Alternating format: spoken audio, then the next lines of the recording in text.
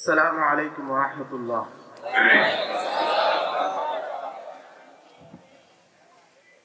الحمد لله رب العالمين وأفضل الصلاة وأتم التسليم على سيدنا محمد وعلى آله وصحبه أجمعين.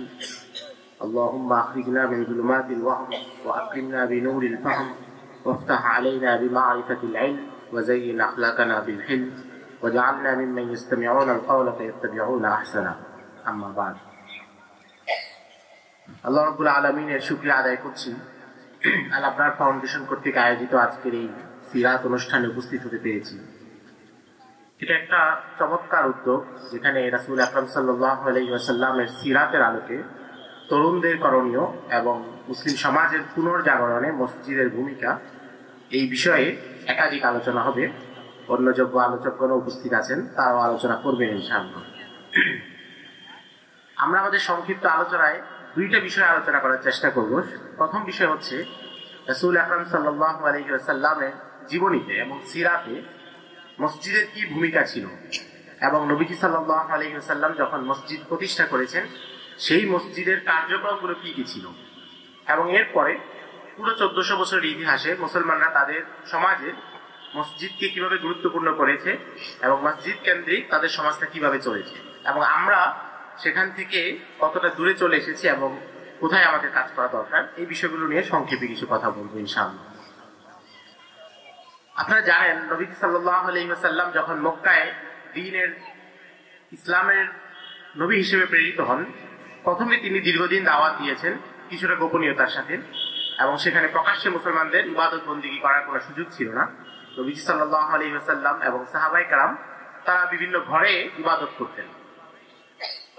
তখন পর্যন্ত নামাজের বিধান আসেনি। যেই ইবাদত গুলো ছিল সেগুলো তারা বিভিন্ন ঘরে করতেন। আবু বকর রাদিয়াল্লাহু তাআলা আনহুর ঘরে ইবাদত করা হতো, আরকাম বিন আবিল আরকামের ঘরে সেখানেও ইবাদত করা হতো। অর্থাৎ আমরা এখন মসজিদ বলতে যেটা বুঝি বা পরবর্তীতে হিজরতের পরে মসজিদে নববী যেভাবে গঠিত হয়েছে, মক্কায় এই ধরনের কোনো মসজিদ ছিল না। মাঝে মধ্যে মুসলমানরা হযরত ওমর রাদিয়াল্লাহু তাআলা আনহুর ইসলাম গ্রহণের পরে তারা প্রকাশ্যে কাবা চত্বরে গিয়ে নামাজ আদায় করেন এবং মাঝে মধ্যে তারা গিয়ে নামাজ আদায় করতেন, কিন্তু সেটা নির্বিঘ্ন ছিল না বা সবসময় পারতেন না। সিরাতে অনেকবার দেখা যায় যে নবীজি সাল্লাল্লাহু আলাইহি সাল্লাম কাবা চত্বরে নামাজ পড়তে গিয়েছেন, আবু জাহেল গিয়ে নবীজিকে আঘাত করেছে, নবীজির মাথার উপর উটের নাড়ি ভুঁড়ি চাপিয়ে দিয়েছে। মাঝে মধ্যে তারা নামাজ আদায় করতেন সেখানে, আবার পুরো সময় পারতেন না। এটা ছিল মক্কার 13 বছরের পরিস্থিতি। এখান থেকে আমরা একটা জিনিস বুঝতে পারি, সেটা হচ্ছে ইসলাম যতদিন পর্যন্ত অন্য কিছুর অধীনে থাকে এবং ইসলাম যতদিন পর্যন্ত বিজয়ী আকারে প্রতিষ্ঠিত না হয় ততদিন সেখানে ইসলামের সকল বিষয় পালন করা যায় না এবং নির্বিঘ্নে ইসলামের সকল কথা বলাও যায় না। এটা হচ্ছে ইসলামের বৈশিষ্ট্য। ইসলাম হচ্ছে এমন গাছ যেটা অন্য গাছের ছায়ায় বাঁচে না। ইসলাম যতদিন মক্কায় ছিল ততদিন এটা মক্কায় যে প্রতিষ্ঠিত পৌত্তলিকতা এবং মুশরিকদের যে নিজাম, সেই নিজামের অধীনে ছিল। এই জন্য সেখানে জিহাদ করা যায়নি, সেখানে এমন মসজিদ প্রতিষ্ঠিত করা যায়নি যেখানে সকল কার্যক্রম চালানো যাবে, ব্যাপকভাবে দাওয়াতের কার্যক্রম চালানো যায়নি, এগুলো সম্ভব হয়নি। এরপর নবীজি সাল্লাল্লাহু আলাইহি ওয়াসাল্লাম মদিনায় হিজরত করলেন এবং মদিনায় হিজরতের প্রেক্ষাপটটা আমরা জানি যে প্রথমে মদিনার কিছু সাহাবী তারা নবীজির দাওয়াত গ্রহণ করলেন হজের মৌসুমে এবং পরপর 3 বছর তাদের সংখ্যা বাড়তে লাগলো এবং এক পর্যায়ে দ্বিতীয় বছর নবীজি সাল্লাল্লাহু আলাইহি ওয়াসাল্লাম মুসআব ইবনে উমাইর রাদিয়াল্লাহু তাআলা আনহুকে মদিনায় পাঠালেন। তিনি সেখানে তাদের মধ্যে দাওয়াতি কাজ করলেন, তাদেরকে কোরআন কারীম শিক্ষা দিলেন, প্রয়োজনীয় মাসআলা মাসাইল, তখন পর্যন্ত ইসলামের যে বিধিবিধানগুলো ছিল এগুলো তাদেরকে শিক্ষা দিলেন এবং ব্যাপক দাওয়াতি কাজ করলেন। মুসআব ইবনে উমাইর রাদিয়াল্লাহু তাআলা আনহু 1 বছর দাওয়াতি কার্যক্রম চালানোর পরে সেখানকার পরিস্থিতি কি হলো সেটা ওই সময় একজন সাহাবী জাবির ইবনে আব্দুল্লাহ রাদিয়াল্লাহু তাআলা আনহু বলছেন, যিনি মদিনায় প্রথম যে 6 জন ইসলাম গ্রহণ করেছিলেন তাদের একজন ছিলেন। তিনি বলেন যে মুসআব ইবনে উমাইর যখন আমাদের মধ্যে আসলেন এবং 1 বছর দাওয়াতি কার্যক্রম চালালেন, আমাদেরকে শিক্ষা দিলেন, তারপর লাম ইয়াবকা দারুম মিন দুরিল আনসার ইল্লা ওয়া ফিহা রাহতুম মিনাল মুসলিমিনা ইউযহিরুনাল ইসলাম। যে 1 বছর পরে দেখা গেল যে মদিনার প্রত্যেক ঘরে কেউ না কেউ ইসলাম গ্রহণ করে ফেলেছে এবং পরের অংশটা আরো বেশি গুরুত্বপূর্ণ, ওয়া ইউযহিরুনাল ইসলাম, তারা নিজেদের ইসলামকে প্রচার করছে, প্রকাশ করছে। অর্থাৎ মক্কায় অনেকে ইসলাম গ্রহণ করেছিল কিন্তু তারা সমাজের বাস্তবতার কারণে অনেকে ইসলাম গোপন রাখতে বাধ্য হয়েছিলেন। সেখানে আবু জাহেলের রক্তচক্ষুর ভয় ছিল, উতবা সাইবা ওয়ালিদ ইবনে মুগীরাদের ভয় ছিল, প্রকাশ্যে তারা সবসময় ইসলামটা পালন করতে পারছিলেন না। কিন্তু মদিনায় সেই সমস্যাটা ছিল না। মদিনায় প্রথম থেকেই সাহাবীরা তারা নিজেদের ইসলামকে প্রচার করছিলেন এবং প্রকাশ করছিলেন। কিন্তু প্রকাশ করাটা কেন সম্ভব হলো? এর কারণ উম্মুল মুমিনিন আয়েশা রাদিয়াল্লাহু তাআলা আনহা বলেছেন, সহিহ বুখারীর হাদিস, তিনি বলেন, কানা ইয়াউমু বুআতিন ইয়াওমান কদ্দামাহু আল্লাহু লিরাসূলিল্লাহ সাল্লাল্লাহু আলাইহি ওয়াসাল্লাম কদিমা রাসূলুল্লাহ সাল্লাল্লাহু আলাইহি ওয়াসাল্লাম আল মাদিনা, যে আল্লাহ রাব্বুল আলামিন নবীজিকে ইয়াউমে বুআস হচ্ছে একটা যুদ্ধ যেটা আউস এবং খাজরাজ গোত্রের মধ্যে হয়েছিল এবং নবীজি হিজরত করার 4-5 বছর আগে এই যুদ্ধ সমাপ্ত হয়েছিল। উম্মুল মুমিনিন বলেন যে আল্লাহ এই যুদ্ধকে নবীজিকে উপহার দিয়েছেন। কিভাবে? কারণ এই যুদ্ধে যেটা হয়েছিল, ওয়াকুতিলাত সারাওয়াতুহুম ওয়াজরুরিহুম, এই যুদ্ধে মদিনার আনসারদের যে বড় নেতা ছিল, যারা আবু জাহেলের পর্যায়ে ছিল, এই ধরনের সবাই নিহত হয় ইয়াউমে বুআসের সেই যুদ্ধে। এবং এর ফলে দেখা যায় কি, সমাজের তরুণদের একটা নেতৃত্ব ছিল এবং তারা থাকার কারণে নবীজি যখন মদিনা এসেছেন তাদের পক্ষে ইসলাম গ্রহণ করা সহজ হয়েছিল, প্রচার করাও সহজ হয়েছিল, কারণ তাদেরকে বাধা দেওয়ার কেউ ছিল না। যে সিনিয়ররা মদিনাকে নিয়ন্ত্রণ করতো তারা সবাই এই যুদ্ধে নিহত হয়। একজন বেঁচে গিয়েছিল এবং সে হচ্ছে আব্দুল্লাহ ইবনে উবাই ইবনে সালুল, যে পরে রইসুল মুনাফিকিন বা মুনাফিকদের সর্দার হয়েছে। তো আমরা বাংলাদেশের বাস্তবতায় আমরা বলতে পারি যে আল্লাহ রাব্বুল আলামিন আমাদেরকে একটা 5 আগস্ট উপহার দিয়েছেন। মদিনায় যেমন ইয়াউমে বুআসের কারণে যারা বাধা দিত তাদের বাধাটা সরে গিয়েছে, বাংলাদেশেও 5 আগস্টের পরে এই ধরনের সম্মেলন করার ক্ষেত্রে যে বাধাগুলো আগে ছিল সেটা এখন আর নাই। আল্লাহ রাব্বুল আলামিন মদিনার সাহাবীদেরকে যে সুযোগটা দিয়েছেন তারা সেটা কাজে লাগিয়েছেন, মদিনার ঘরে ঘরে ইসলামের দাওয়াত পৌঁছে দিয়েছেন, ওয়ায়ুযহিরুনাল ইসলাম, ইসলামটাকে প্রকাশ করেছেন। আমাদের সামনে এখন যে সুযোগটা আছে এই সুযোগটা কিন্তু এটা চিরস্থায়ী না। এটা আমরা যতক্ষণ এটাকে কাজে লাগাতে পারবো, আমাদের দাওয়াতের কাজে, আমাদের তালিমের কাজে, আমরা দ্বীনের কাজে এটাকে যতক্ষণ কাজে লাগাতে পারবো ততক্ষণ এই সুযোগগুলো থাকবে, এবং আমরা যদি সুযোগ কাজে না লাগাই সুযোগটা নষ্ট হয়ে যাবে। আল্লাহ রাব্বুল আলামিন আমাদেরকে এখন যে নিয়ামত দিয়েছেন এবং আমরা যে শরীক হতে পারছি, এটার জন্য আল্লাহ রাব্বুল আলামিনের শুকরিয়া আদায় করা উচিত। কারণ আপনারা জানেন আজ থেকে 6 মাস আগেও এই ধরনের আয়োজন করতে গিয়ে অনেক কাঠখড় পোহাতে হতো এবং অনেক মানুষকে এখানে প্রধান অতিথি রাখতে হতো, অনেক ধরনের জটিলতা ছিল, কিন্তু আজকে সেটা নাই। এই জন্য আল্লাহ রাব্বুল আলামিনের বিশেষ শুকরিয়া আদায় করা উচিত। পাশাপাশি এই যে সুযোগটা আছে এটাকে নিজেদেরকে গঠন করার কাজে, সমাজকে বিনির্মাণ করার কাজে এই সুযোগটা আমাদের কাজে লাগানো উচিত। আমরা রাসূল আকরাম সাল্লাল্লাহু আলাইহি সাল্লামের হিজরতের কথা বলছিলাম। নবীজি যখন মদিনায় হিজরত করেন, হিজরত করার পরে তিনি প্রথম কয়েকটা কাজ করেন। এর মধ্যে একদম প্রথম কাজ ছিল তিনি মসজিদ নির্মাণ করেন। নবীজি যখন প্রথম কুবা এলাকায় আসেন সেখানে মসজিদে কুবা নির্মাণ করেন এবং সেখান থেকে তিনি যখন মদিনায় আসেন সেখানে মসজিদে নববী প্রতিষ্ঠা করেন। দেখুন, নবীজি মদিনায় আসলেন, প্রথমেই তিনি মসজিদ নির্মাণ করলেন, অথচ স্বাভাবিকভাবে মসজিদ হচ্ছে একটা ইবাদতের জায়গা যেখানে মানুষ 5 ওয়াক্ত নামাজ পড়ে এবং 5 ওয়াক্ত নামাজ পড়ে মসজিদ না থাকলেও জামাত করা যায়, কিন্তু তবুও নবীজি মসজিদ নির্মাণ করেছেন। এখান থেকে আমরা এটা বুঝি যে যখন কোথাও মুসলমানদের কোনো সমাজ গঠিত হবে, কোথাও মুসলমানদের সমাজ আছে, সেই সমাজটা বিকশিত হবে মসজিদকে কেন্দ্র করে এবং সেই সমাজের মানুষের জীবনযাত্রা, চিন্তাধারা সবকিছুকে নিয়ন্ত্রণ করবে মসজিদ। মসজিদের সাথে তাদের সম্পর্কটাই তাদের সমাজকে টিকিয়ে রাখবে। এবং নবীজি সাল্লাল্লাহু আলাইহি সাল্লাম যে মসজিদ নির্মাণ করেছেন সেটা শুধু 5 ওয়াক্ত নামাজের জায়গা ছিল না। আমরা এখন আমাদের মসজিদগুলোকে শুধু 5 ওয়াক্ত নামাজের জায়গা বানিয়ে ফেলেছি এবং সেখানেও তো আমাদের গাফলতি আছে যে নামাজের জায়গাও কিছু মানুষের জন্য। আমরা সবাই মসজিদে সবসময় উপস্থিত হতে পারি না, দুঃখজনক। কিন্তু নবীজি সাল্লাল্লাহু আলাইহি সাল্লাম যে মসজিদ নির্মাণ করেছেন সেই মসজিদ এটা আমাদের মসজিদের মতো আধুনিক ছিল না, এখানে এই ধরনের অত্যাধুনিক কোনো কাঠামো ছিল না, খুবই সাধারণ কাঠামো ছিল, খেজুর গাছের ডাল ছিল। এবং অনেক সময় আপনারা জানেন যে বর্ণনা এসেছে সাহাবীরা যখন সিজদা দিতেন তাদের কপালে এবং নাকে বালু মাটি এগুলো লেগে যেত। কিন্তু নবীজির সেই মসজিদ একই সাথে এটা ছিল প্রশাসনিক কেন্দ্র। নবীজি সাল্লাল্লাহু আলাইহি ওয়াসাল্লাম মদিনাকে শাসন করতেন এবং ধীরে ধীরে তার এই শাসন আরো বেশি বিস্তৃত হয়েছে এবং তখন তিনি যেই কোনো নির্দেশনা সেটা কোথা থেকে জারি করতেন? মসজিদে নববী থেকে। নবীজির এই মসজিদ একই সাথে সেটা একটা আদালত ছিল। নবীজি যত বিচার করেছেন, যত বিচারের ফয়সালা করেছেন সেটা এই মসজিদে বসেই করেছেন। বাদী বিবাদী উভয় পক্ষকে এখানে হাজির করা হয়েছে, সাক্ষীকে এখানে হাজির করা হয়েছে এবং নবীজি এখানে ফয়সালা দিয়েছেন। এবং শুধু মদিনায় নয়, মক্কায় কিংবা অন্যান্য জায়গায়ও পরে যে মসজিদগুলো গঠিত হয়েছে সেখানে কাজগুলো চালানো হয়েছে। নবীজির মসজিদে নববী একই সাথে এটা ছিল একটা শিক্ষা কেন্দ্র, এটা ছিল একটা মাদ্রাসা। আপনারা জানেন যে মুসলিম বিশ্বে দীর্ঘ সময় পর্যন্ত, প্রায় 400 বছর পর্যন্ত আলাদা কোনো মাদ্রাসা প্রতিষ্ঠিত হতো না। এখন আমরা যেমন দেখি যে আলাদা একটা মাদ্রাসার ভবন প্রতিষ্ঠা হচ্ছে, সেখানে ছাত্র পড়ানো হচ্ছে, পাশে মসজিদ। কিন্তু এর আগ পর্যন্ত 400 হিজরি পর্যন্ত ছিল যে শুধু মসজিদেই মুসলমানদেরকে শিক্ষা দেওয়া হতো। মুসলমানদের সকল পড়াশোনা সেটা মসজিদ কেন্দ্রিক ছিল। এবং নবীজির যুগে আপনারা আসহাবে সুফার কথা জানেন। আসহাবে সুফার যে সাহাবীরা ছিলেন তারা অত্যন্ত কষ্ট করে তারা অনেক সময় খাবার ছিল না, তারা ক্ষুধার্ত থাকতেন। আবু হুরায়রা রাদিয়াল্লাহু তাআলার ঘটনা আমরা জানি। এবং অন্যান্য সাহাবীরাও প্রচন্ড কষ্ট করে তারা মসজিদে নববীতে অবস্থান করতেন। নবীজি গিয়ে তাদেরকে পড়াতেন, কিংবা সিনিয়র সাহাবী যারা ছিলেন তারা গিয়ে তাদেরকে পড়াতেন। অর্থাৎ নবীজির এই মসজিদ একই সাথে সেটা হচ্ছে মানুষকে তৈরি করা, তালিম দেওয়া, তরবিয়ত দেওয়া, যেটা হচ্ছে যোগ্য একজন মুসলমানকে তৈরি করার জায়গা, সেটা হচ্ছে মসজিদে নববী। এবং মদিনার বাহির থেকে যারা ইসলাম গ্রহণ করতেন, ইসলাম গ্রহণ করার পরে তাদের একটা অংশ মসজিদে নববীতে কিছুদিন অবস্থান করতেন। তাদেরকে ইসলামের মাসাইল শেখানো হতো, কোরআন কারীমের তিলাওয়াত শেখানো হতো, এরপর তারা চলে যেতেন। সুফাই যারা থাকতেন তাদের সংখ্যাটা উঠানামা করতো বিভিন্ন সময়, 60 থেকে 200 বিভিন্ন সংখ্যা উঠানামা করতো। এখান থেকে আমরা একটা বিষয় বুঝি, সেটা হচ্ছে কারো যদি যেখানে তার প্রাচুর্য আছে, যেমন সুফাই যে সাহাবীরা থাকতেন তারা অনেকে এমন ছিলেন যারা নিজেদের এলাকায় তারা ধনী ছিলেন, তাদের বাড়িতে খাবারের অভাব ছিল না, কিন্তু মসজিদে নববীতে অবস্থান করার কারণে এখানে তাদের অভাব অনটন ছিল। আর আমরা বলেছি মদিনায় অবস্থা ইয়মে বুয়াসের যুদ্ধের পরে তাদের অর্থনৈতিক অবস্থা একটু খারাপ হয়ে গিয়েছিল, যেহেতু যুদ্ধে ব্যাপক ক্ষয়ক্ষতি হয়েছিল, তাদের কাছে পর্যাপ্ত টাকা পয়সা ছিল না। অর্থাৎ আনসাররা চাইলেও সবাইকে সাহায্য করা তাদের পক্ষে সবসময় সম্ভব ছিল না।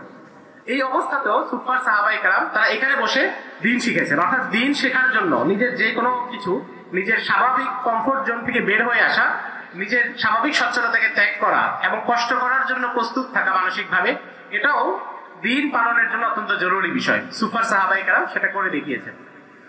রাসূল আকরাম সাল্লাল্লাহু আলাইহি ওয়াসাল্লাম যে মসজিদ নির্মাণ করেছেন, এর প্রথম কাজ হচ্ছে তালিম এবং তরবিয়তের ব্যবস্থা করা। মদিনার সবাইকে তালিম এবং তরবিয়তের ব্যবস্থা এই মসজিদ থেকে হয়েছে। অনেকে মসজিদে নিয়মিত অবস্থান করেছেন, অনেকে সেটা করেন নাই, আসা যাওয়া করেছেন। যেমন বারা ইবনে মালিক আল আনসারী রাদিয়াল্লাহু তাআলা তিনি বলেন যে আমরা মদিনায় থাকতাম, আমরা ছিলাম কৃষক, আমাদের চাষাবাদের কাজ ছিল, তা আমরা মসজিদে নববীতে শুধু নামাজের সময় যেতাম, তখন নবীজি আমাদেরকে যে কথাগুলো বলতেন সেগুলো পেতাম। আর আবু হুরায়রা রাদিয়াল্লাহু তাআলা আনহু তিনি হচ্ছে সবসময় মসজিদে নববীতে অবস্থান করতেন এবং নবীজি যা বলেন তিনি সবকিছু সংরক্ষণ করতেন। এই জন্য আপনারা দেখেন যে আবু হুরায়রা রাদিয়াল্লাহু তাআলা আনহু ইসলাম গ্রহণ করেছেন একটু পরের দিকে, কিন্তু তার বর্ণিত হাদিসের সংখ্যা সবচেয়ে বেশি, কারণ তিনি সবসময় সেখানে থাকতেন। মসজিদে নববীকে নবীজি সাল্লাল্লাহু আলাইহি ওয়াসাল্লাম এমন একটা কেন্দ্র বানিয়েছিলেন, তখন নবীজির উপর ওহী অবতীর্ণ হচ্ছে, শরীয়তের নতুন নতুন বিধান অবতীর্ণ হচ্ছে। কোন বিধান অবতীর্ণ হওয়ার পরে, ওহী অবতীর্ণ হওয়ার পরে নবীজি প্রথম সেটা বলতেন মসজিদে নববীতে এসে। তখন সেখানে সুফার যারা থাকতেন তারা শুনে নিতেন, পরে যে সাহাবীরা আসতেন তারা তাদের কাছ থেকে শুনে নিতেন। তো এটা হচ্ছে যেই কোনো মসজিদ, মুসলমানদের সমাজে যেই কোনো মসজিদ যদি প্রতিষ্ঠিত হয়, তার প্রথম কাজ হচ্ছে সেই সমাজে বিশুদ্ধ তালিম এবং তরবিয়তের ব্যবস্থা করা, সেই সমাজের শতভাগ মানুষকে দ্বীনের ইলম পৌঁছে দেওয়া। এটা হচ্ছে যেই কোনো মসজিদ, সেটা শরীয়তপুরের জাজির অঞ্চলের মসজিদ হোক বা ঢাকার কোনো অঞ্চলের মসজিদ হোক, এটা হচ্ছে মসজিদের একটা বড় দায়িত্ব এবং মসজিদ সংশ্লিষ্ট যারা আছে তাদের বড় দায়িত্ব যে এখান থেকে তারা সমাজের মানুষকে দ্বীন শিক্ষা দিবে। অর্থাৎ যেই বাচ্চাটা যারা মাদ্রাসায় আসছে, মাদ্রাসায় পড়ছে, তারা তো পড়ছেই, কিন্তু যে বাচ্চাটা স্কুলে যাচ্ছে, যাকে দ্বীন শিখানোর কোনো ব্যবস্থা কেউ গ্রহণ করে নেই, যে বাচ্চা নিজে মাদ্রাসায় আসবে না, মাদ্রাসার কাঠামোয় তার পক্ষে পড়া সম্ভব না, কিন্তু সেই বাচ্চাটারও তো অধিকার আছে তার দ্বীন সম্পর্কে জানা এবং ইসলামে দ্বীন সম্পর্কে জানা। আমরা তো বলি যে শিক্ষা হচ্ছে অধিকার, ইসলামে দ্বীন সম্পর্কে জানা এটা কোনো অধিকার না, এটা হচ্ছে ফরজ, আবশ্যক। অর্থাৎ যদি কোথাও ব্যবস্থা নাও থাকে, তারপরেও ব্যক্তি নিজের গরজে সেই ব্যবস্থাটা করে নিতে হবে। তো মুসলিম সমাজে যেখানে আমরা কোনো মসজিদ প্রতিষ্ঠা হবে, মসজিদের একদম প্রথম কাজ হচ্ছে সেই সমাজে শতভাগ মানুষকে বিশুদ্ধ ইসলামিক জ্ঞান এবং তালিম পৌঁছে দেওয়া। এই বিশুদ্ধ তালিমের মধ্যে কি থাকবে? প্রথম বিষয় থাকবে মৌলিক আকীদা। মৌলিক আকীদা বিশ্বাস, আকীদার গভীর আলোচনা না, মৌলিক আকীদা যেটা, যতটুকু আকীদা বিশ্বাস লালন না করলে একজন মানুষ মুসলমানই হতে পারে না, সেই আকীদা বিশ্বাস প্রতিটা মানুষকে পৌঁছে দিতে হবে। যারা মুসলমানের সন্তান, যারা নিজেদেরকে মুসলমান দাবি করে, প্রত্যেককে এই আকীদা বিশ্বাস অন্তরে লালন করা ছাড়া তার নিজেকে মুসলমান পরিচয় দেওয়ার কোনো সুযোগ নেই। এটা হচ্ছে বাস্তবতা।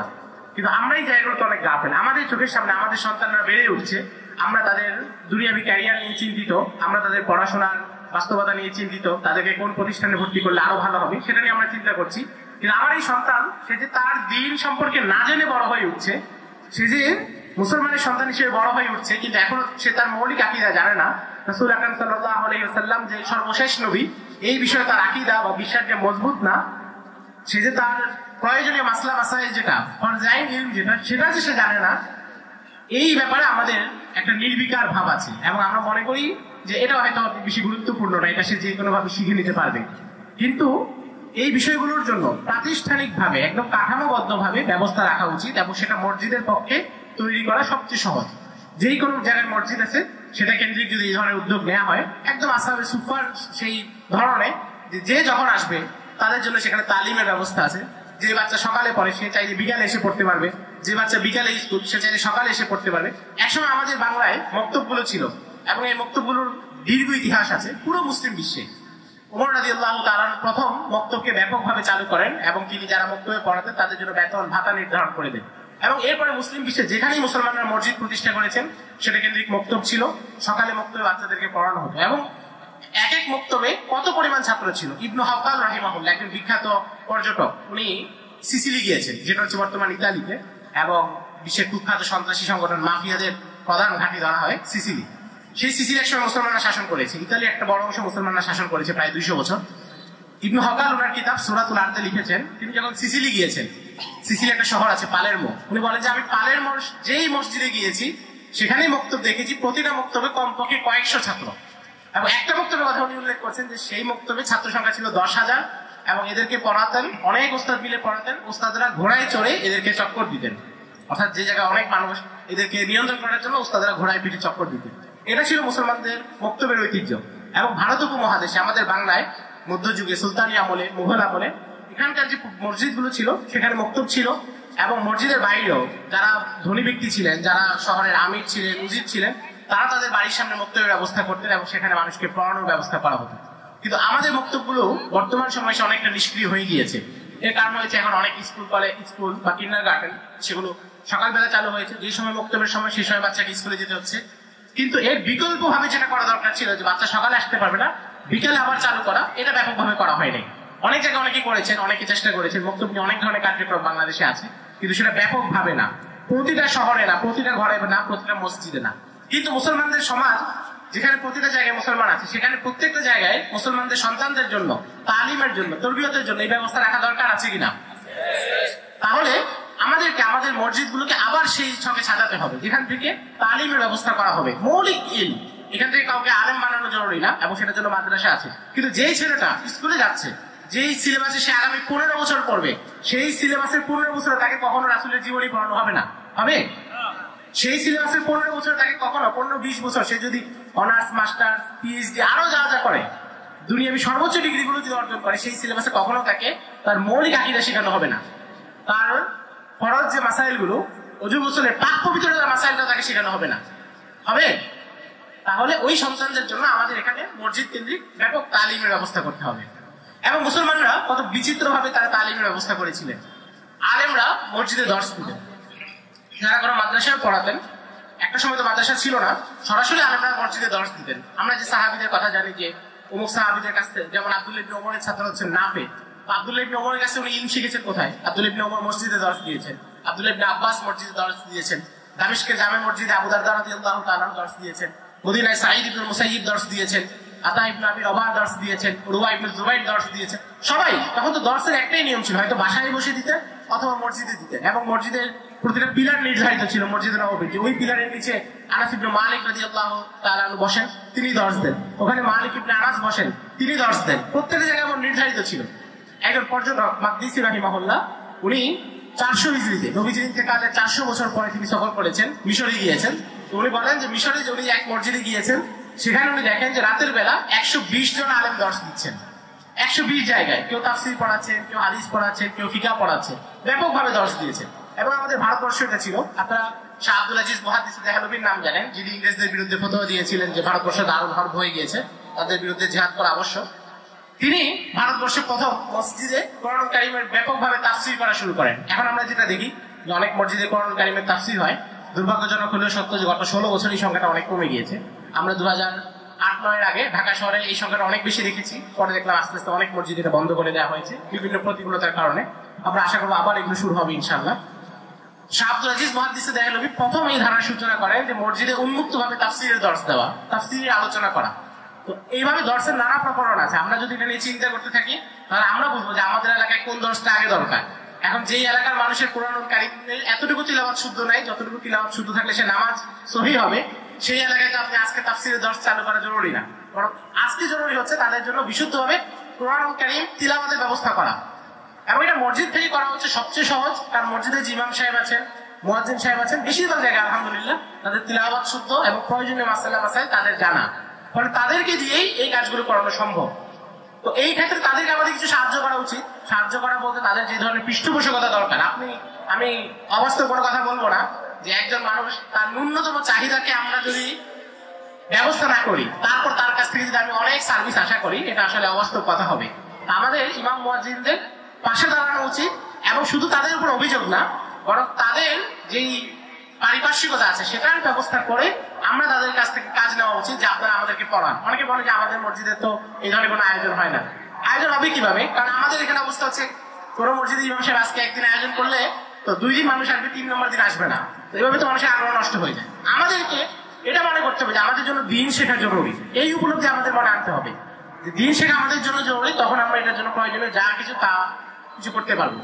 মুসলিম বিশ্বের বিভিন্ন মসজিদের ক্ষেত্রে আমরা দেখি তারা মসজিদের পাশে সমৃদ্ধ মাকতাবা, লাইব্রেরি প্রতিষ্ঠা করেছিলেন। দামেস্কের জামে উমাবির নাম আপনারা জানেন, নিশাপুরে জামে ইবনে আকিলের নাম জানা যায়, মিশরে জামে আমর ইবনুল আস, জামে ফুস্তাদ, এই সব বিখ্যাত মসজিদের পাশে সমৃদ্ধ লাইব্রেরি ছিল। এখন এই লাইব্রেরিগুলো টিকে আছে প্রায় 1000 বছর ধরে, এবং এগুলো থেকে মানুষ বই নিয়ে পড়তেন। বহু বড় আলেম তারা পড়াশোনা করেছেন মসজিদের লাইব্রেরিতে। ইমাম শামসুদ্দিন জাহাবির নাম আমরা জানি, অনেক বড় আলেম ছিলেন, সিয়ারু আলামিন নুবালার লেখক। উনি দামেস্কের বাইরে একটা গ্রামের মসজিদে ইমাম ছিলেন, এবং সেই মসজিদের যে লাইব্রেরি ছিল সেখান থেকে তিনি পড়াশোনা করতেন। সেখান থেকে পড়াশোনা করে তিনি এত বড় আলেম হয়েছেন, ওই কিতাবগুলো তিনি পড়েছেন। অর্থাৎ মসজিদের লাইব্রেরিটা কত সমৃদ্ধ ছিল, কিন্তু সেটা কোনো কেন্দ্রীয় শহর না, একটা আঞ্চলিক এলাকার লাইব্রেরি ছিল। ইয়াকুব হামাবি একজন বিখ্যাত ভূগোলবিদ এবং পর্যটক, তিনি বলেন যে তিনি মারবে গিয়েছেন, মারবে গিয়ে এক মসজিদের লাইব্রেরি থেকে 130টা বই এনেছেন। তিনি 130টা বই এনে তিনি পড়েছেন, অর্থাৎ এগুলো এত সমৃদ্ধ ছিল। তো আমাদের মসজিদে আমরা পাঠাগার প্রতিষ্ঠা করতে পারি। আমাদের মসজিদে এমন পাঠাগার প্রতিষ্ঠা করা যায় যেখানে সিরাতের বই থাকবে, যেখানে কুরআনুল কারীমের একটা সহজ তাফসীর থাকবে, হাদিসের একটা সহজ গ্রন্থ থাকবে। এই ধরনের অনেক গ্রন্থের তালিকা আলেমরা দিয়েছেন, সেগুলো আমরা রাখতে পারি। সব মানুষের পক্ষে সবসময় বই কেনা সম্ভব না। আমরা যদি একটা লাইব্রেরি প্রতিষ্ঠা করি, তারপর সেখান থেকে মানুষকে পড়ার ব্যবস্থা করি, মানুষকে সদস্য করি, মানুষ বাড়িতে নিয়ে যাবে, পড়বে, আবার দিবে, এটাকে কেন্দ্রিক একটা পাঠচক্র হয়, এবং এই মসজিদে বিভিন্ন জন বিভিন্ন সময় আলোচনা করবে, বই কে কি পড়েছে সেটা নিয়ে আলোচনা করবে। এভাবে যদি আমরা একটা কায়েম করতে পারি, তাহলে হচ্ছে আমাদের সমাজে ইসলামের যে দাওয়াত সেটা আরো বেগবান হবে, এবং এখানে ইসলামের যে শিকড় সেটা আরো মজবুত হবে। আমি যে প্রথমে যেটা বললাম, জাবির ইবনে আব্দুল্লাহ রাওয়ায়াত, তিনি বলছেন যে মদিনার আনসাররা কি করেছিলেন, ওয়ায়ুযহিরুনাল ইসলাম, তারা নিজেদের ইসলামকে প্রচার করেছেন, প্রকাশ করেছেন। আমাদেরকে এই সমাজে যদি আমরা নিজেদের অস্তিত্বকে মজবুত করতে চাই, তাহলে হচ্ছে ইসলামের যত সংস্কৃতি আছে, ইসলামের যত শেয়ার আছে, যত নিদর্শন আছে, সবকিছুকে বলিষ্ঠতার সাথে প্রকাশ করতে হবে। আমরা আবারও বলছি, আল্লাহ নবীজিকে ইয়ামে বুআস উপহার দিয়েছেন, আমাদেরকে একটা জিনিস উপহার দিয়েছেন। সেই সুযোগটা এখন এসেছে, যে কোনো জায়গায় বলিষ্ঠভাবে দ্বীনের কথা বলার সুযোগ এসেছে, দ্বীনি কার্যক্রম ব্যাপকভাবে চালানোর সুযোগ এসেছে। এই সুযোগটা আমাদেরকে কাজে লাগাতে হবে, এবং এই সুযোগটা যদি আমরা কাজে না লাগাই, তাহলে হচ্ছে আমরা এই সমাজে আমাদের জায়গা আরো দুর্বল হবে। কারণ যে কোনো নিয়ামত আল্লাহ রাব্বুল আলামিন যখন দেন, সেটার যদি কদর না করা হয়, সেটাকে আল্লাহ রাব্বুল আলামিন কেড়ে নেন। তো মসজিদ ছিল, নবীজির মসজিদে নববীকে নবীজি কিভাবে গড়ে তুলেছেন, সংক্ষিপ্ত একটা কথা যেটা শাইখ মোহাম্মদ আল গাজালি বলেছেন, আরবের একজন বিখ্যাত আলেম ছিলেন। উনি বলেন যে নবীজি এমন এক মসজিদ নির্মাণ করেছেন, এই মসজিদ থেকে কারা বের হয়েছে? উনি বলেন যে মুআদ্দিবুল জাবাবিরা ও মুলুকুদ দারিল আখিরা, যেখান থেকে এমন লোক বের হয়েছে যারা প্রতাপশালীদের কে আদব শিখাবে, মানে যারা জালিম, অত্যাচারী স্বৈরাচার তাদের মোকাবেলা করবে, তাদেরকে সবক শিখাবে। আবার যারা হচ্ছে আখিরাতে নিজের বাসস্থান করে নিবে, এমন মানুষ। এবং আমরা নবীজির মসজিদে নববী আরেকটা বৈশিষ্ট্য, নবীজির মসজিদে নববী ছিল ক্যান্টনমেন্ট।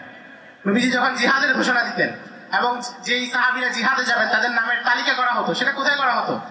মসজিদে নববীতে। এবং ঘোষণা দেওয়া হতো আসসালাতু জামিআ, যে তোমরা সবাই চলে আসো মসজিদে। সেখানে নবীজি সাহাবীদের নাম তালিকা করতেন। জিহাদের পরে গনিমতের মাল যখন বন্টন করা হতো, সেই বন্টন কোথায় করতেন? এখানে বসে। এবং সেনা বিন্যাসের যে পরিকল্পনাগুলো সবগুলো নবীজি এখানে বসে করেছেন, এবং এই ঐতিহ্য মুসলমানরা বহুদিন ধরে রেখেছে। বহু জিহাদ এমন পাওয়া যায় যে মুসলমানরা জিহাদে যাত্রা করেছেন, সুলতান বলেছেন, খলিফা বলেছেন। যেমন মানজিপাটের যুদ্ধ, বিখ্যাত যুদ্ধ আপনারা জানেন, সুলতান আকবর সালানের সাথে রোমান সম্রাট রোমানেসের এই যুদ্ধটা হয় 1071 সালে। ওই যুদ্ধের আগে সুলতান আকবর সালান বলছেন যে আমরা যুদ্ধের ময়দানে যাব শুক্রবারে, যখন জুমার নামাজ হবে, ইমাম খুতবা দিবেন, নামাজের পরে আমাদের বাহিনী রওনা করবে। পুরো বাহিনী ক্যান্টনমেন্ট থেকে না, মসজিদ থেকে রওনা করেছে, এবং সেই যুদ্ধে আল্লাহ তাদেরকে বিজয় দান করেছেন। এরকম ঘটনা বহু আছে ইতিহাসে। আমি শুধু সবগুলো কথা বলার সময় নাই, সুযোগও নাই, শুধু মৌলিক কথাগুলো বলছি যে মসজিদকে মুসলমানরা কত জায়গা থেকে ব্যবহার করেছে। এর মধ্যে আমাদের সবগুলো জায়গা থেকে আমাদেরকে ব্যবহার করতে হবে, কিন্তু মৌলিকভাবে এখন আমাদের যে জায়গাগুলো ব্যবহার করা সেটা হচ্ছে এই সমাজকে পরিবর্তনের যে জায়গা সেটা বানাতে হবে মসজিদকে। মসজিদ থেকে আমরা এই সমাজকে পরিবর্তনের কার্যক্রম হাতে নিব ইনশাআল্লাহ। আপনারা আলী ইজ্জত বেগোভিচের নাম শুনেছেন, বসনিয়ার একজন বিখ্যাত দার্শনিক এবং রাজনীতিবিদ। ওনার বই আছে ইসলাম বিটুইন ইস্ট অ্যান্ড ওয়েস্ট আর ইসলাম বাইনা শারকি ওয়াল গারব। সেখানে উনি লিখেছেন যে মুসলমানদের মসজিদ হলো তাদের পুরো সমাজের প্রতিচ্ছবি, এবং মসজিদ যেভাবে চলে সমাজ সেভাবে চালাতে হবে। উনি বলেন যে মসজিদে যদি কোনো ইমাম নামাজ পড়ে এবং সে নামাজে কোনো ভুল করে, মুসল্লিরা তাকে কি করে? সংশোধন করে দেয়। ইমাম যদি সংশোধিত না হয়, মুসল্লিরা ইমামকে সেখান থেকে বের করে দেয়। অর্থাৎ শরিয়া যতটুকু মসজিদের ভিতরে যে শরিয়া আছে এটা মুসলমানরা মসজিদের ভিতরে পুরো মেনে চলে। জোহরের নামাজ 4 রাকাত, কোন ইমাম চাইলে 5 রাকাত বা 6 রাকাত পড়াতে পারবে না। মুসল্লিরা তাকে সতর্ক করবে, সতর্ক না হলে তাকে অপসারণ করবে। উনি বলেন যে মুসলিম সমাজ হচ্ছে এটা। মুসলিম সমাজে যারা নেতা হবে তাদেরকেও মানুষ শরিয়ার বাইরে কোনো কিছু আনুগত্য করবে না, এবং তারা যদি শরিয়ার বাইরে গিয়ে কিছু করে তখন মানুষ তাদেরকে সতর্ক করবে। আর যদি তারা সতর্ক না হয় তখন তাদেরকে অপসারণ করবে, তাদের বিরুদ্ধে যা করার তা করবে। অর্থাৎ মসজিদে মুসলমানদেরকে এই একটা শিক্ষাই দেওয়া হয় যে তোমরা এখানে যে শরিয়া মেনে চলছো, এখানে যেমন কোনো কিছু থেকে বাড়ানো বা কমানোর সুযোগ দিচ্ছ না, এটা তোমাদের পুরো সমাজে পুরো জীবনে এটাকে গঠন করতে হবে। দ্বিতীয় বিষয় হচ্ছে যে আমরা বলি ঐক্য, ঐক্যের যে কথাগুলো আমরা বলি, ঐক্যের আসলে মূল বিষয় কি? সেটা তো মুসলমানদের মসজিদই করে দেয়। কারণ মসজিদে সবাই আসে এবং যারা ইবাদত করে, যারা নামাজ পড়ে সবাই একসাথে থাকে, সবাই এখানে একতাবদ্ধ থাকে। এই একতাবদ্ধতার সবক নিয়ে সমাজে আমাদেরকে ব্যাপকভাবে কাজ করতে হবে, সেই সবকটা আমরা মসজিদ থেকে পাই। তো আমরা যেটা বলতে যাচ্ছি যে আমাদের যে মসজিদগুলো আছে সেটাকে আমরা সমাজ বিনির্মাণের হাতিয়ার বানাতে হবে এবং মুসলমানদের পুনর্জাগরণের একটা কেন্দ্র বানাতে হবে। আমরা যে কার্যক্রম করব, আমাদের যে দাওয়াতি কার্যক্রম আছে, মাশাআল্লাহ তাবলীগ জামাতের ব্যাপক কার্যক্রম আছে সারা বাংলাদেশে। যদিও সাম্প্রতিককালে উভয় পক্ষের কিছু ঝামেলার কারণে অনেক জায়গায় কার্যক্রমগুলো কিছুটা শিথিল হয়ে গিয়েছে। এটাকে আরো বাড়াতে হবে। মসজিদ কেন্দ্রিক দাওয়াত, মসজিদ কেন্দ্রিক গাছ, সমাজের মানুষকে ডেকে ডেকে মসজিদে আনা, এটা এক বিশাল কাজ। এটা আমরা অনেক সময় এটা গুরুত্ব বুঝি না। আমরা যারা বিভিন্ন ক্ষেত্রে আছি, আমরা যারা লেখালেখি করি বা আমরা যারা অন্য কাজে আছি, আমরা মনে করি ওই কাজটা তো হালকা, কিন্তু এটা যে এক বিশাল কাজ। প্রত্যেকটা মানুষের ঘরে যাওয়া এবং একদম সাধারণ মানুষের কাছে যাওয়া, যে মানুষ আমাদের এই সেমিনারে আসবে না, যে এই সেমিনারে গুরুত্ব বুঝে না, সেই মানুষের কাছে যাওয়ার দরকার আছে। সেও যে মুসলমান, তারও যে হক আছে, ওই কাজটা আদায় করেন তাবলীগ জামাতের ভাইয়েরা। তো এটাকে ব্যাপকভাবে পুরো সকল মসজিদে আরো বেশি ছড়িয়ে দেওয়া দরকার। ব্যাপকভাবে দিন শিক্ষার ব্যবস্থা করা দরকার। মুসলিম সন্তানদেরকে ব্যাপকভাবে দিন ছড়ানো এবং দিনই যে কোনো সামাজিক সাংস্কৃতিক কেন্দ্র সেটা এখানে বানানো। আমাদের উপর অনেক সংস্কৃতি চাপিয়ে দেওয়া হয়েছে। পৌত্তলিকতার সংস্কৃতি, পয়লা বৈশাখ চাপিয়ে দেওয়া হয়েছে। সামনে বড়দিন আসবে, এটাকে নানাভাবে নর্মালাইজ করার চেষ্টা করা হচ্ছে। এগুলো বিভিন্নভাবে চাপানো হচ্ছে। কিন্তু আর বিপরীত দিকে আমরা করছি কি, আমরা আমাদের ঈদের দিনে আমরা নিজেরা এখন বলি যে ঈদে আগের মতো মজা নাই, বলি কিনা? আমরা বলি যে ঈদে আগের মতো মজা নাই, ঈদে এখন আর আনন্দ নেই। আনন্দ মানুষের 10 বছর বয়সে আনন্দের যে অনুভূতি থাকে, 40 বছর বয়সে আনন্দ ওই রকম থাকে না। মানুষের বয়সের সাথে তার আনন্দের ধরন চেঞ্জ হয়। কিন্তু এই যে ঈদ আসলে এখন মানুষ অনলাইনে ঈদের দিন সকালে উঠেই বলে যে আজকে সারাদিন ঘুমিয়ে কাটাবো, ঈদ এখন আর আগের মতো মজা নেই। এর মানে হচ্ছে কি, আমাদের যে আনন্দের উপাদান, আমাদের যে সংস্কৃতির জায়গা আছে, সেটাকে আমরা নিজেরাই নাকচ করছি। এখানে আমরা এই কাজটা করতে পারি। যেমন গত বছর আসুন্না ফাউন্ডেশন করেছে, আপনারা দেখেছেন, ঈদের দিন সবাই একত্রিত হওয়া, বাচ্চাদেরকে নিয়ে খেলাধুলার ব্যবস্থা করা এবং বড়রাও নিজেদের মতো করে একটু আড্ডা দেওয়া, গল্প গুজব করা। এই আনন্দের জায়গাগুলো মসজিদ কেন্দ্রিক আমাদের নির্মাণ করা উচিত। মসজিদ কেন্দ্রিক আমাদের সংস্কৃতি বিনির্মাণ করা উচিত। বৃহস্পতিবারে, শুক্রবারে মসজিদে হালাকা হবে, মসজিদে একটা দর্শ হবে, মসজিদে ইমাম সাহেব দিবেন, খতিব সাহেব দিবেন বা বাইরে থেকে কেউ এসে দিবেন। ওইটা কেন্দ্রিক মানুষ, যেহেতু শুক্রবার ছুটি, মানুষ একটু অবসর আছে, সবাই আসবে, কথাবার্তা বলবে, একটু গল্প টল্প করবে, কিছু দিনই কথাবার্তা শুনবে। এরপরে দরকার হলে যদি কেউ মসজিদে থাকে রাতে তাহাজ্জুদ করে ঘুমাবে বা বাসায় চলে যাবে। এই যে এটা কেন্দ্রিক একটা সম্পর্ক, মসজিদের সাথে একটা সম্পর্ক, এবং এটা কেন্দ্রিক মুসলমানদের সংস্কৃতির আবার একটা পুনর্জাগরণ। আমরা এই যে এখানে নাত রাসূল শুনলাম, এরকম নাত রাসূলের মসজিদে হতে পারে, এটা তো কোনো খারাপ কিছু না। নাত রাসূল শোনা হলো, কিন্তু ওইগুলোর মাধ্যমে মুসলমানদের যে পরিচয়, আত্মপরিচয় যে জায়গা, সেটাকে নির্মাণ করতে হবে।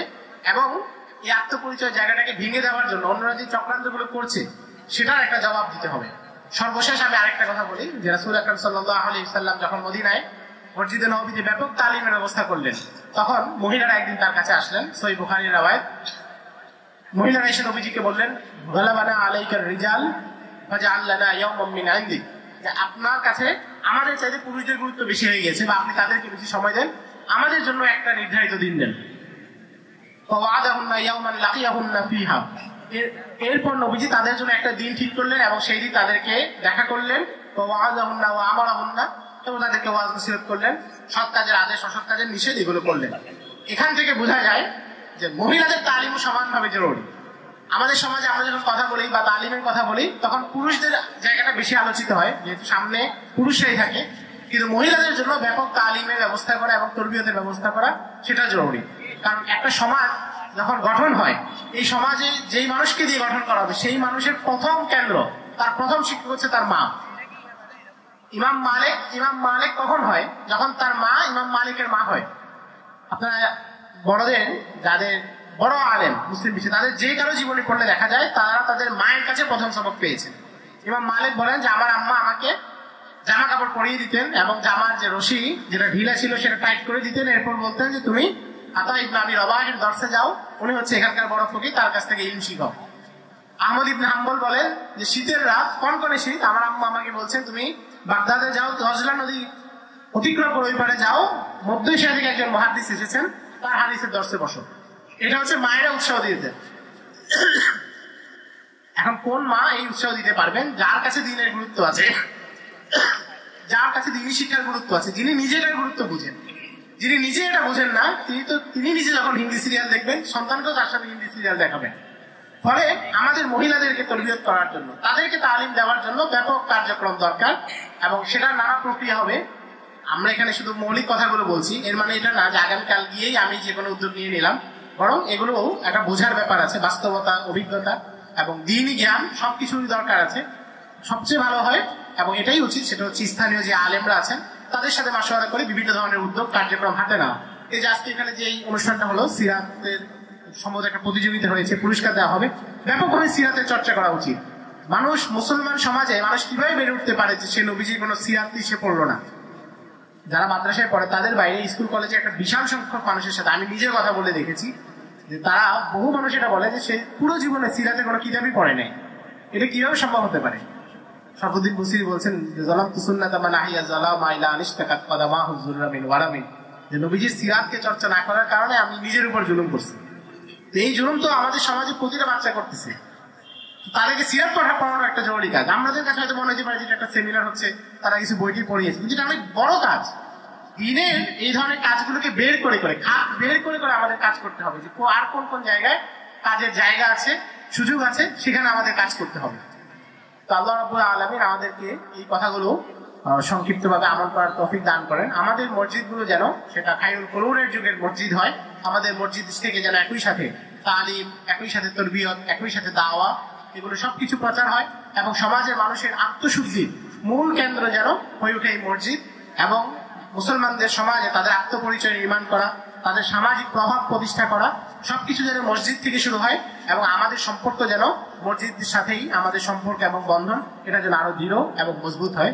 আল্লাহ রাব্বুল আলামিন আমাদের সবাইকে আমল করার তৌফিক দান করুন। আসসালামু আলাইকুম ওয়া রাহমাতুল্লাহ।